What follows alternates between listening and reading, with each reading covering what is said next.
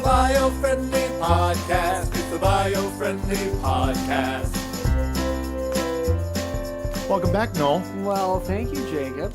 I'm going to start right away by introducing who we are. All right. I'm Jacob Givens. And I'm Noel Carroll. And this is the Biofriendly Podcast. I feel like right now we love that song. But I feel like maybe 1,000 episodes from now, we're going to really be sick of it. we're going to want to maybe change the song. I wish I didn't have to hear this song. Yeah, possibly.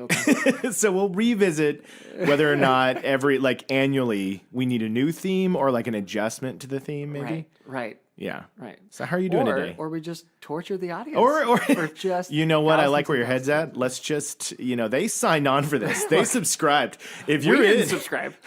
We didn't. I'm not subscribed to this podcast. I refuse because of that theme song. Just the opposite, actually. I do find that the sound just warms my heart every time I hear that little silly melody. It's silly. I think it's sweet. Yes. I think it's sweet. I hope that you're listening and you felt a little bit of a environmentally conscious hug from us. That was the goal. A environmentally conscious high five. High five, nuzzle. Butt slap. Snuggle. Yeah. Butt slap. But go team butt slap. Not inappropriate. No. Not like a bad one. Like Coach butt slap. Coach butt slap. We're all in this together. Yeah. Great hustle out there. It's the Biofriendly butt slap. It's the Biofriendly butt slap. That's we were looking for a slogan. Biofriendly podcast. Great hustle out there. just t-shirts. No, here's what the t-shirt is. Yeah. It's a globe with a hand spanking the lower side of it. Like great hustle out there. Great hustle out there. Just a little bottom slap to earth, right down here. Way to put all the effort out on that one. Way to go for it.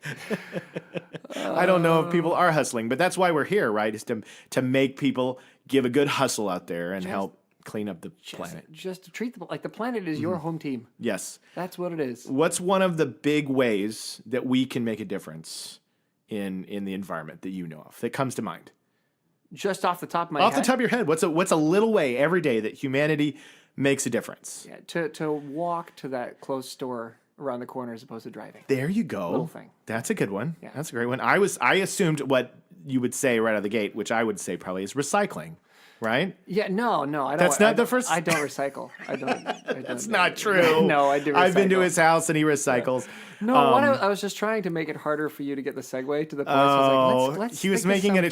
He was looking in my eyes with a stare down, like he's trying to get into the topic. Let's try to throw him off here. Let's make Jacob work for it. Walk to the clothing store. Because build an irrigation system in your backyard. I want to have one of those sustainable farms in my backyard where there's tilapia fish. Yeah. That produce the fertilizer. That sounds amazing. That I need for my plants that are then growing in a contained water space, and then the two help each other out, and then the water then gets taken from the garden and then repurposed back in for the tilapia and filtered out, and it goes back and forth. One of those. Beautiful. That's how I'm going to help the environment. I just want to brew beer. That's all I've ever wanted to do. Is I wanted to brew my own beer, but I kind of like where you're going. Maybe I could teach tilapia to brew my beer. Yeah, see, tilapia beer. Tilapia beer. That's a good name for a brew tilapia company. Beer, tilapia beer. Well, why don't we come together on this? Do you know what else I would do, Jacob? What? I'd recycle. Hey,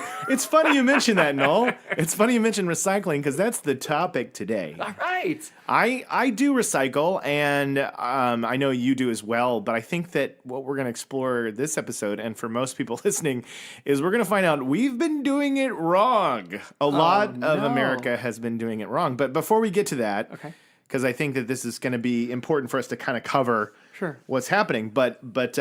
So the subject today comes from, I saw an article on The Atlantic a couple days ago, and the subject of the article said, "Is this the end of recycling?" And I was like, "Oh no, what's happening?"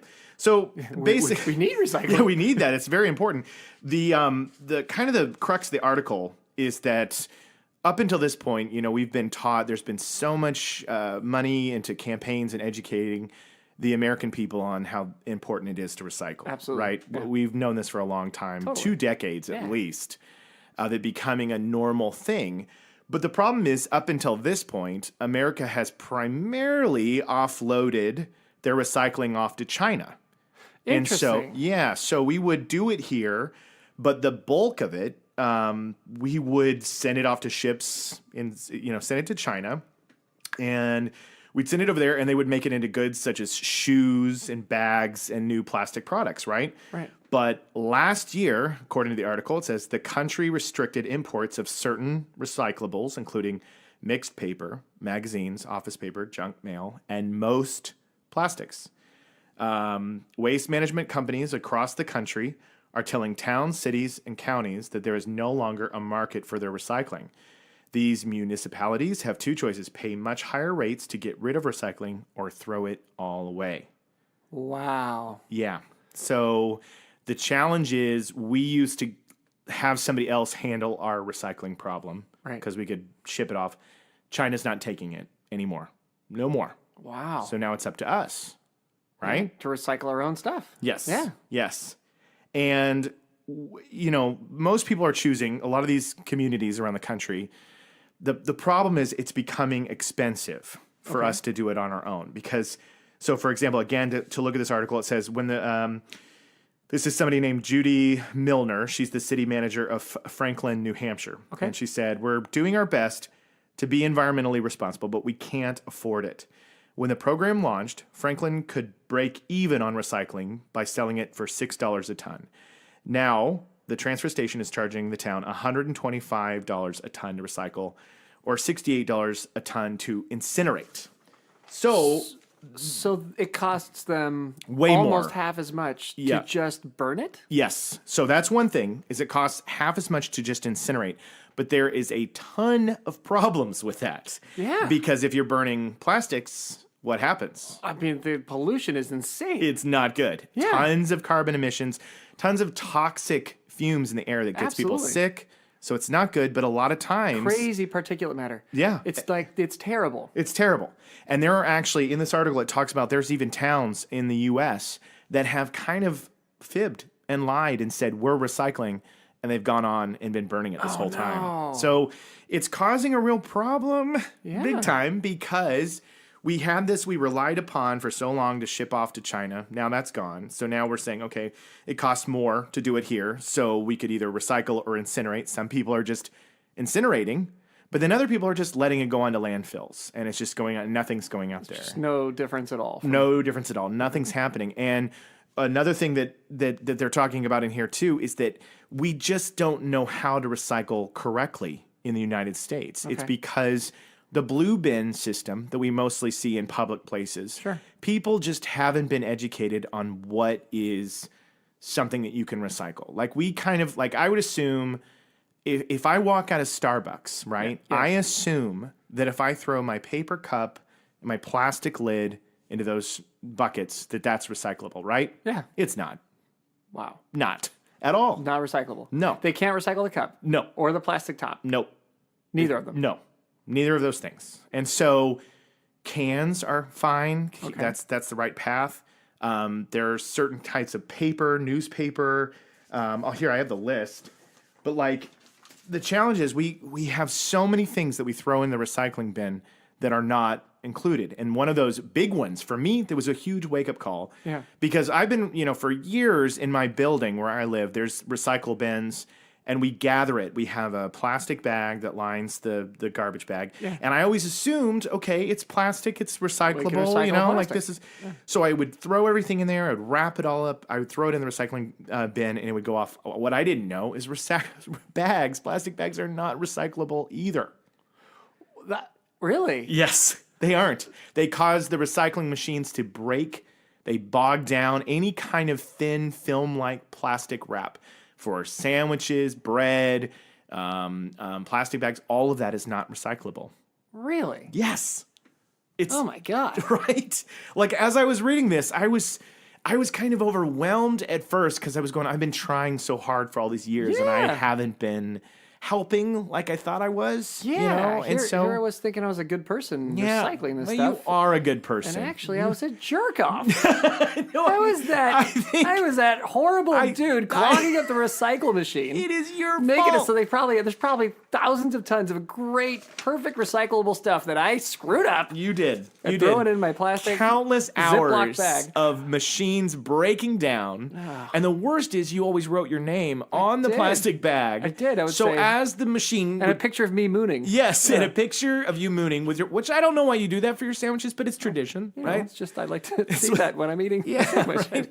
So those machines would break down, and then the worker would go in and dig it out, and there would be your name with a photo of your bare butt. My butt mooning the poor guy. Mooning the guy, and so I think you're sending a very clear message that you don't care, and I Yeah. don't think that's what you want, Jeez. right? That's not what you Yeah, want. No, that wasn't. I thought I was being. Like I said, I thought I was being a good guy. Well, Yeah, I mean the mooning pictures were for me, not for them. well, and for me too. Well, man. And anybody who comes across that baggie, I think, wins a little bit. It's Well, a- and I would do that for other people too. Yeah. Like a picture of me mooning for other. Sure. You know, yeah, like if they had their sandwich that they brought into work, I would Yeah. just draw a little, just something. yeah, it's Pants around the ankles and the. butt drawings. Yeah. Just makes the day Yeah. brighter. It kind of goes with our Hey, with our we butt just theme went back to today. good hustle up A there. good hustle out there. I don't know why we keep circling back to the It's the theme of the episode. the theme. Yeah. So the end of recycling. The article goes on to say that the end of recycling here comes at a time when the United States is creating more waste than ever. In 2015, the most recent year for which the national data is available, America generated 262.4 million tons of waste, up 4.5% from 2010 and up 60% from 1985. So we are not slowing down in our consuming. Getting worse. Yes, and that's this amounts to nearly 5 pounds, 5 pounds per person a day. 5 pounds of trash per person A day. Per day. That's where we're at right now. So and that that's, includes industrial stuff. And, Yep. Yeah. Okay. yeah. So it's Dang. quite a lot. So the crux of this article and this other one here is that Americans are terrible at recycling. Yeah. And I'll give you an example why.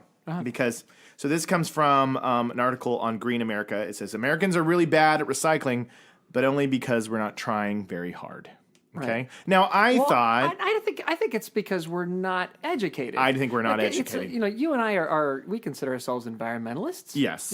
Granted Yes. we're not professional I'm environmentalists. not the best at it, but I'm No, learning. like we were brought here because we're entertainers. We came Yes. from the entertainment business, Yes. and they wanted us to relate, right? That's right. So That's we're right. not professional environmentalists. Granted, We're working on but it. we Yeah. care about the environment. true. That's why we're here, Yes. right? I mean, very deeply, and have for a very long time. Yeah. But we're laymen. We didn't know this. Yes. Right. I mean we just gotta No get idea. the word out. It's education. And I think that that's what's so important about this episode in particular and this podcast is that we're breaking some bad news, which Yeah. is things aren't going so great. We can't send things off to China. We got to be responsible. People are burning things up. They're ending up in a landfill, and it's because people don't know. And like you just said, I said, not trying very hard. No, it's lack of education on what to do. The article goes on to say, fortunately, green-minded individuals have the power to push U.S. recycling to the next level, says Dr. Neil Seldman. Seldman is the director of the Institute for Local Self-Reliance Waste to Wealth Initiative, which helps communities across the U.S. create policies and practices to get to zero waste. So that's the thing is that he talks about this article goes on, that most U.S. cities are below the 34% national recycling average, most cities. But there are some sterling examples of like Portland, Seattle, San Francisco, Los Angeles, Austin. Those are cities that have made a huge level of progress. And we're fortunate enough to live in one of those cities, right? Because really it came from grassroots initiative, education. It didn't come from the top down. It came from the bottom up. Yeah. A lot of very active people, their voices were heard, and they got involved. They got their hands dirty, and they found a way to spread the message of what needs to be done. So that's why now, I don't know if you've seen this. I saw this a little bit more at my last job, which was a lot of the blue bins had instructions as to which items could go. Have you seen that yet? I mean, I have like if you're out and about. Out and yes, about, like, right? Yeah, not necessarily at a business, but like if you're out at a restaurant, they have things that say waste compost, recycling. Yeah. So there's a whole Like in I feel like in arena, like sporting arenas, things like that, they'll have it very specifically laid out. Yes. And they're good in Australia. Actually, again, I'll go back to that when I was down there. Yeah. Well, They you were had- not there too long ago, so Yeah, a lot of yeah. these things are freshly coming from there. Right. Yeah. They had several different bins right next to each other, and they were clearly labeled. This can go Yeah. here. This can go there. That can Yeah. go there. And that's that's. It helped. It made it easy. I know what to throw where. Yeah. What not to throw where. Yeah, because I mean, I honestly, we order pizza, Yeah. and I've always assumed, big giant cardboard box It's paper. goes the recycling bin. It does not. You know why? Is it the leftover grease from Yes. the Yes. Even if you cleaned out every drop of cheese, there wasn't any bread or Right. anything in There's there. nothing solid. Nothing solid. But if that cardboard was soaked in the grease from your pizza and you threw that away, that causes a problem because the grease from the pizza can cause the entire recycling facility to bog up, break down. That grease can ruin things. So the only way you could throw away a pizza box is if it had no grease. So so again, I don't know if the solution is you have to sit there and carve out the section and then recycle everything that doesn't have grease on it. I don't know if that's a solution, but See, I think this leads me to two different thoughts. One is exactly what you're saying, which is okay. So if we can't recycle these things, let's make it more broadly known. And I think that we can take some responsibility for that. Sure. On at Biofriendly Planet, I think we should have that information more readily available. Yeah. On the site, and I think we should write more about that. And we should, this podcast is an example of. Yeah. Okay, we're going to do that now. definitely. So that and people like us who have their their blogs and their People like magazines us? and podcasts. People like us? People like us. Oh, I thought that's. Oh, you mean people like us? Yeah, people who are similar to Oh, okay. who do a similar thing to what we do. Okay. Could also start to do that same Yes. thing and get that news out more broadly. But the other aspect of this is I feel like this is also a technology issue. Yeah. We are so there we needs are to be more such- innovation. We are such a clever people. You Yeah. know, we really are. I mean, you think about the kinds of things we've invented over the years and the kinds of things that we've managed to do. Yeah. There's no reason why, if we didn't put our mind to it, we couldn't come up with a better machine. You know what's crazy? That thought hadn't even crossed my freaking mind. Like that's what I love about that is that's not an angle I even thought to go towards. My thought was, oh well, we just got to eat less. We got to just not consume as much. But Sure. And we do. No. That's Yeah. important. But I mean, I didn't even come at it from an innovation standpoint. I didn't Yeah. even think about that. We need to put some stock into maybe we could create something that can handle the waste better. Yeah, that can do it. Yeah. Yeah, I mean, and it's just a matter of putting your mind to it. Yeah. And one of the cool things about when they brought us in here to start jumping in and bringing Biofriendly into the future. Yeah. Is that the concept that we have here is to try to not just be the Biofriendly Planet side that that gives the information, gives the education, Right. gives the entertainment, makes it fun to be an environmentalist and be involved in that. Sure. But also it's the technology side of it. Yeah. This is a company that is supposed to come up with solutions for that. And I think that's something we ought to maybe it's another thing we ought to invest in. I think so. Put our scientists on it, man. I think so because this is interesting because we've got a problem. There's a lot of trash. We got to get rid of it.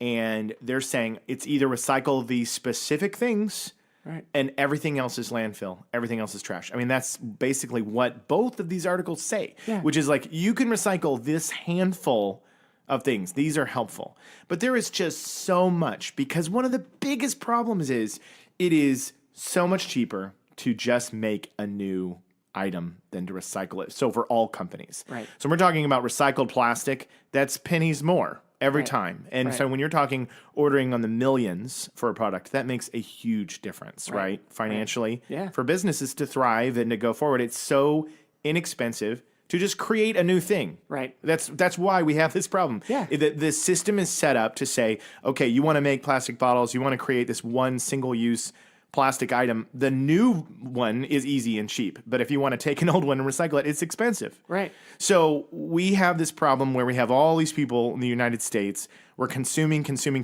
Our economy goes good when we consume and we spend, right? Yeah. But there has to be a way that if a pizza box with grease on it we can recycle that. Yeah, There no. has to be a way that these items that are non-recyclable, there has to be a technology or innovation that can come along that can help. Right. Well, Right? and again, I think it just comes to attention, to putting the attention on it to make that happen. Yeah. And on the other point you're making, you look at Whole Foods. Yeah. And I don't know if that's a national. I think it is, right? It's national. Yeah. It's national. Okay, so Everybody in the U.S. knows so about that's a pretty good example Yeah. for the U.S. audience, and for those who are outside of the U.S., it's basically it's Organic a organic grocery store, right? Yeah. It's they pride themselves on making, getting the high quality, well made, non-GMO products and then bringing those to you, and then you pay a premium for that. You pay a little Right. bit more to shop at that store, but they're very popular, and they work because they've done a good job of marketing themselves as organic, as Exactly. the non-GMO option, as the kind of the high-end, better for you food that's better for the environment and better for your body. I think that this same kind of concept of finding better machines that do a better job of recycling this stuff, we also should come with a better concept on marketing of, look, maybe this bottle of Coke costs you 10 cents more than the other bottle of Coke, Yeah. but this bottle of Coke is recyclable. Is recyclable. This is a sustainable bottle of Coke. This is a renewable bottle of Coke, whereas the one you will be buying for 10 cents less is not. Is not. And I think maybe not everybody's going to go for the extra 10 But cents. that's a step. That's But a some step. people would. And that's what this is good. This is so good. And I'm excited that we're talking about this because these little steps are all we need nationwide to start making those steps in the right direction, to make those improvements. And it is going to require, you know a little bit more, but the key is educating people and letting them know, Absolutely. just like Whole Foods has done, is it's made it very clear what is what. Yeah, you're paying more, but you're helping, Yeah. And so so for example, our first podcast about straws, Yeah. that it changed me a little bit. It's changed me because just today we went and ate, and I think about it so much because if you go to a fast food place, they still have the straws right there next to the drinks. Yeah. And so the temptation is to grab them. But because we talked about it, I was like, oh, I don't need a straw. We're sitting here. I'm eating it. I don't need a straw. I don't need a plastic lid. And it's just that. It's just that. Yeah. And that's a double too, because if you don't put in the straw, you can't take the plastic lid. Right. So exactly. and the plastic lid has as much, if not more, plastic than the straw. Unless you're a crazy person who does the plastic lid with no straw. I want to see that a little bit. I just saw you in a diaper with two hands holding the thing. The side of a cup with just the plastic lid with no, so it's like a sippy cup, but for grown-ups. Yeah. And you just lean your head down and you just go, I think that would be a great first date move. Absolutely. Like really kind of a power move. Yeah. Power move, right? You sit across from a girl, you have your drink, and you don't put a straw in it, but there is the plastic lid, and you lean your head down, you just slurp. You just slurp it from the. I think if someone's going to swipe right for you, that's it. That's what you got to give them. That's the move there. That's what you got to give them. So anyway, but yeah, this education. So I mean, I'm excited because the first episode had an impact on me for straws. So I'm thinking of people who listen, and then for this one, I think that if everybody has this dialogue about what I can throw away, what I can recycle, what's beneficial currently now, and then also maybe we got a guy out there listening right now who's like, I know how to. I could tackle this. I could build a machine that could.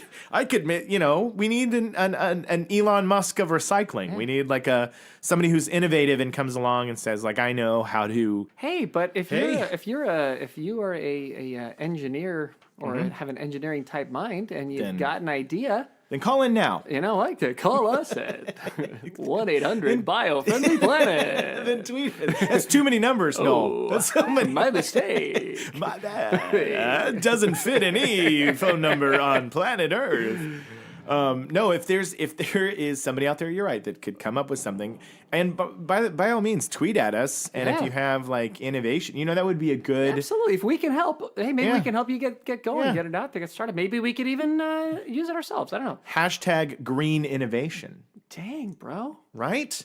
Let's start looking for some of that. Let's start looking for green technologies that we can kind of promote that are innovative, and we'll get that hashtag going. Absolutely. Those green tags that I talked about last time. Get those green tags rolling. All right. So I have here with me, because I wanted to educate. That's what I'm here for. Yeah. I have a guide, at least where we are today. We may not have the machine that can do it now, but I have a guide from recycleacrossamerica.org. Nice. Great organization. Hashtag in the meantime. Hashtag, which is a great most unusable hashtag. No, I love it because there's a band from the 90s called Helmet, and they had an awesome song called In the Meantime. In the meantime. So my Helmet God, are the best. I loved that band so much. So in the meantime, I want to play that right now until they sue us for using their song in this podcast. So I have a guide right here. Let's Recycle Right is a campaign that Recycle Across America is pushing. So you can go look at recycleacrossamerica.org, and we'll share this on Biofriendly and Biofriendly Planet because we want you to learn from us. But always recycle. Ready? Here's the list. All right. Always recycle. Always recycle these things. All emptied metal food and beverage cans. Okay. So if it's metal and it's empty of beverages and food, recycle it. Always recycle it. All emptied plastic bottles and jugs with the correct number, and I'll get into that on the bottom, like the number on the bottom. Right. All clean office paper, newspaper, and clean and flattened cardboard. Clean, flattened cardboard. Yep. Okay. So if it's okay. So you can recycle cardboard if it doesn't have pizza. It doesn't have pizza on grease. it. So as long as you aren't sliding pizza all over your cardboard boxes, you can recycle them. Okay. Absolutely. So paper, newspaper, clean. It's important. It doesn't have like paint all over it or something, And then emptied plastic bottles and jugs that are the correct kind. And then the metal food and beverage cans. Those are always, never question it. That's fine. Good. But here's some big nevers, okay? Yep. So first, it says, please verify if glass bottles and jars are recyclable in your community. I guess that sometimes communities and recycle programs are starting to reject glass jars and glass bottles in the United States. Okay. So you got to check. I would imagine that in Los Angeles and some of those cities that I mentioned, like Portland, San Francisco, Austin, I bet you most of these communities are going to be accepting jars and glass items because we push it heavily here. Right. But if you are listening and you live in another city, you just need to see what your city's policy is on that. So here's some nevers. Never. And this one, this is never, this is in bold. Never put plastic bags or plastic wrap or plastic cups, dishware, and they mean plastic ones or metal ones. Really? Straws, food, or food-related paper. Right. Paper cups. Ouch. Bummer. Again, every time I got my Starbucks, I thought, throwing this paper cup away, thought I was doing the right thing. Now, maybe Starbucks has their own campaign. They might have their own kind of thing. No, they're kind of, well, they may have changed recently, but I read something a while back that they were actually notorious for being sort of thoughtless on it. Hashtag Starbucks, get your shit together. Yeah. Oh, whoops, I just cursed. I'm so sorry. We'll have to press the beep button then. Should I? Hold on, we wait 5 seconds, there's a delay, and then we'll just hit the, see. Okay, it's You're fixed. good, no problem. No problem. Yeah. I'm sorry. Anyway, back to this. Paper cups, styrofoam, paper tissue, clothing, wood, tubes, furniture, batteries, wires, electronics, garden hoses, prescription bottles, or needles. None of those. Okay? That's a pretty extensive list. So people have been recycling their needles. I guess so. I never recycle my needles. Because I have been using the same needles for 25 years. Exactly. What the three R's: reduce, reuse, recycle. I reuse my needles. You have to. Yeah. It's like when you're on the airplane. Yeah. And no, that's razors. I was going to say that when you're in the doctor's office, there's the disposal of the needles. But whenever you're on an airplane and there's the waste bin and the thing, it says dispose of used razors in here. I always thought, like, what's happening? Why are we throwing razors in? Yeah. Who's going through razors on their flight? Yeah. It's unbelievable. So those are some of the things that, I hope that list was helpful. But this guide that they have, and again, I'm gonna tweet it out on Biofriendly Planet, Biofriendly, and on all of our social media. But again, the organization is recycleacrossamerica.org. I want to get in touch with these people because I'd love to talk to them, have somebody, maybe a guest on the podcast at some point. Yeah. And I also wanted to talk to the people they talked about in this. San Francisco is kicking butt in terms of their program. They're the highest ranked in the United States. Really? Yep. Good for them. Yep. And so they have a place there called Recology. Okay. And that's primarily where a lot of this information came from in terms of like these are the things that are bogging down our machines. So we need to talk to those people and find out, like, what are the machine limitations, right? Like, why is there, why can't it handle it? I think we ought to have a guest. I think so too. I think that's an ideal guest for us. Yeah. So those were some things. I want to see if there's any other. It's quite an extensive list of like details of stuff that I don't want to just sit here and read it. So I would just highly recommend you guys go check out some of the rules that we're going to throw out there for now, and then we're just going to try to leave it that you can send in some ideas. Let's look for some new brainstorm and education on how we can recycle better in the United States, right? Absolutely. And on the bright side with things like paper cups, is at least paper biodegrades fairly reasonably. Yes. And so that's I agree. That helps. I think so long as we can. Like we gotta. The thing that's upsetting to me really is that plastic in general. Yeah. Is not recyclable. Like it has to be a specific kind of plastic. I agree. Like that's gotta change. Like I in the meantime, Totally. hashtag in the meantime. Hashtag helmet. in the meantime. Cool. Let's do that. Let's not. We'll put them in the trash and not recycle those ever. But that just doesn't work. Yeah. That doesn't work. That was the same thing I got from this too. Is I thought the plastic thing just makes me angry. Yeah. Because it's like paper. Yeah, okay. If you burned cardboard, it's not that carcinogenic, I'm sure, right? Well, it's not. It's. Right now the problem is we're burning so many things that adding anything more to it isn't great. So my bonfire of trash every night is a bad your idea. Your trash bonfire is not helping so much in the Guys, environment. cancel the trash bonfire for this weekend. Yeah. But so there are worse things to burn, no doubt. Yeah. Than your paper. Plastics, namely. Plastics are awful. But it's just.